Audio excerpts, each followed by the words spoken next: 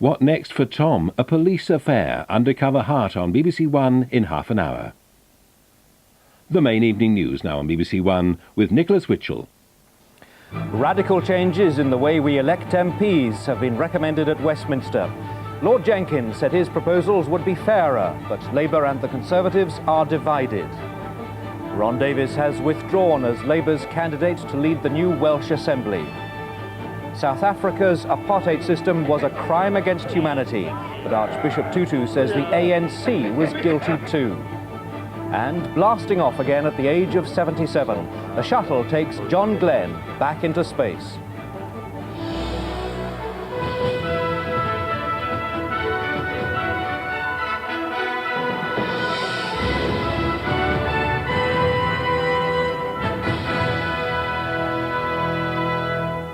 Good evening. Fundamental changes in the way we elect our MPs have been recommended in a report commissioned by Tony Blair. The new system suggested by the Liberal Democrat peer Lord Jenkins would be much fairer, according to its author, resulting in a much closer tie-up between votes cast and the number of seats each party would have in the House. But the major parties are split on the plans, and Mr Blair seems in no hurry to hold a referendum on them. The new system, named Alternative Top-Up Vote, is a hybrid system which would keep about 520 constituency MPs. Everyone would have 2 votes. We'd vote first for a constituency MP, placing candidates in order of preference. A candidate would need 50% of the overall vote to win the seat. The second vote would be for a party. These votes would elect about 100 MPs who'd be drawn from party lists.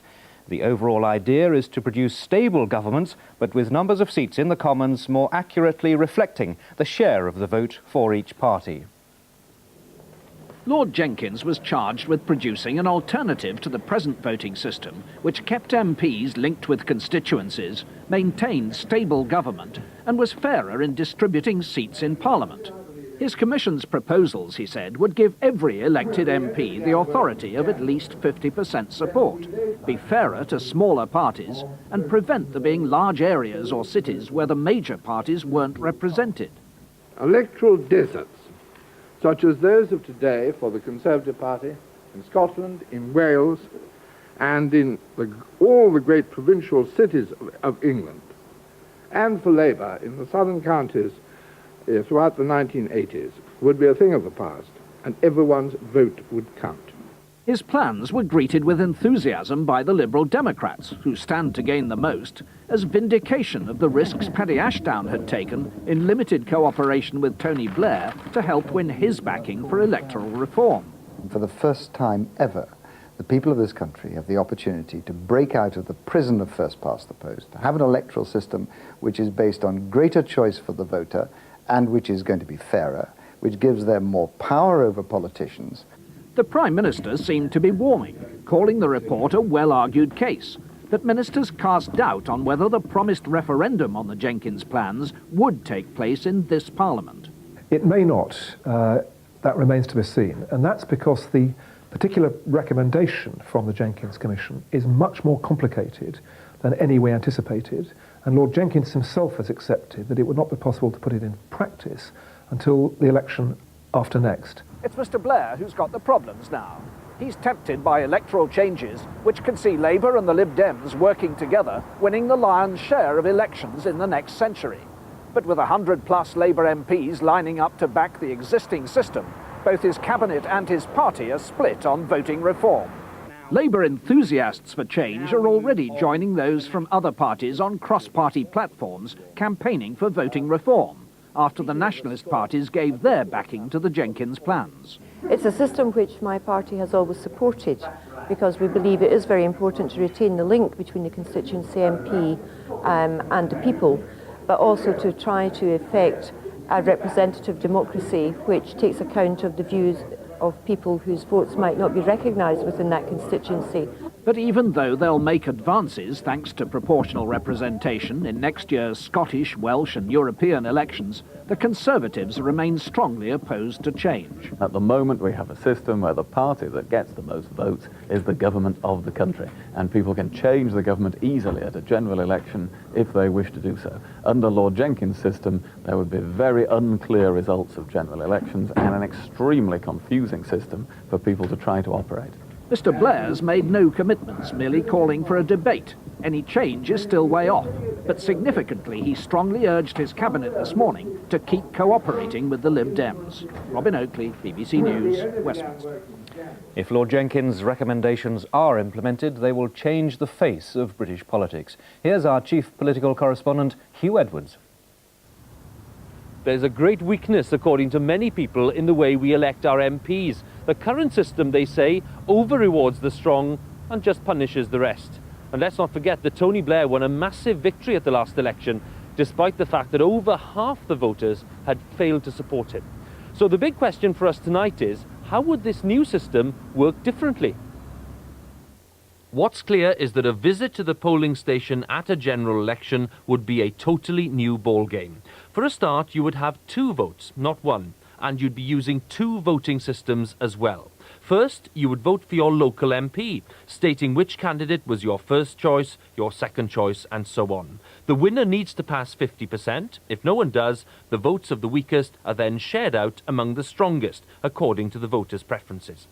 The second part of the ballot paper would involve another system altogether, a simple vote for your chosen party, or indeed for a specific candidate listed by the parties in your area. This is the part that's meant to iron out any imbalances, in other words, to make the overall result more proportional. But would all this mean giving too much influence to the smaller parties?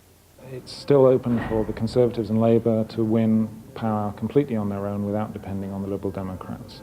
In any year when the country has really made up its mind that it wants a change, then the system will produce that change. And what MPs here at Westminster want to know is, would this new system make government more or less stable? Would there be endless wheeler dealing and coalitions? Would election results be dramatically different? Well, we all know what happened in May '97. 419 Labour MPs, an overall majority for Labour of 179, the biggest majority. So let's imagine what might have happened under the new rules. So let's open the door to a new era in British electoral history, the first ever House of Commons elected since we scrapped the old system. Now, the largest party on the opposition benches will be John Major's Conservatives with 167, just a couple more than they'd have had under the old first-past-the-post system. Next to them, Paddy Ashton's Liberal Democrats on 92 seats, twice as many as they'd have won under the old system today. They're the biggest gainers from the new system. And on the others, a lot more Scottish nationalists, they've done well too. And now, over to the government benches. There's the line, 330 seats that the largest party needs to cross for an overall majority. And here comes Tony Blair's Labour Party. Yes, through the winning post with a total of 367 seats. It's a decisive victory. The new government's 367 seats against the combined opposition's 292 give Labour a majority of 75. But interestingly, under the old system, that majority would have been far bigger by as much as 100 seats. So under the new rules, Tony Blair would still have made it to Downing Street. But 1992 could have been different, and John Major's narrow win could easily have become a coalition between Neil Kinnock and the Liberal Democrats. So the great case for this new system, according to supporters, is that it's fairer than the current one, and crucially, it broadly maintains the link between MPs and their constituencies, and that was one of Mr Blair's main concerns. It's a fair bet now that the Prime Minister will eventually put his name to these reforms. Huw Edwards, BBC News, Westminster. It's been announced in the past hour that Ron Davies, who resigned as Welsh Secretary 2 days ago, is to withdraw as Labour's candidate for the leadership of the Welsh Assembly. Tonight he's attending an identity parade at Brixton Police Station in South London. Joining us now from Cardiff is our Wales correspondent, Wyre Davies. Wyre, it looks as though Labour in Wales and possibly in London has put the squeeze on Mr Davies to withdraw, doesn't it? To an extent, ever since Ron Davies stepped down on Tuesday as Secretary of State for Wales, he made clear his intention to still stand as Labour's prospective leader in the Welsh Assembly in next year's May elections. And certainly his close friends and family and his local party in Caerphilly had backed him. But over the last couple of days, since he's been in hiding, it's become clear, speaking privately to Labour Party officials here and even in London, that they weren't happy with this contradiction, that Ron Davies had certainly done something to warrant his resignation from Cabinet, yet he still wanted to become, in effect, first Prime Minister of Wales. And it became clear too to Ron Davies today, and so he stepped down. We know that tonight he's attending this identity parade in Brixton. Do we know any more at all about what did happen on Monday night? Very little. In his statement tonight, Ron Davies said he had done nothing illegal or improper, and that implies he's standing by his story that he was robbed after befriending a person, and eventually 3 people, of course, on Clapham Common on Monday night. There are still several questions unanswered, and obviously several alleged revelations in tabloid papers. And Mr Davies, as you said, has of course gone to an identity parade to try and identify somebody who was arrested by police in Brixton.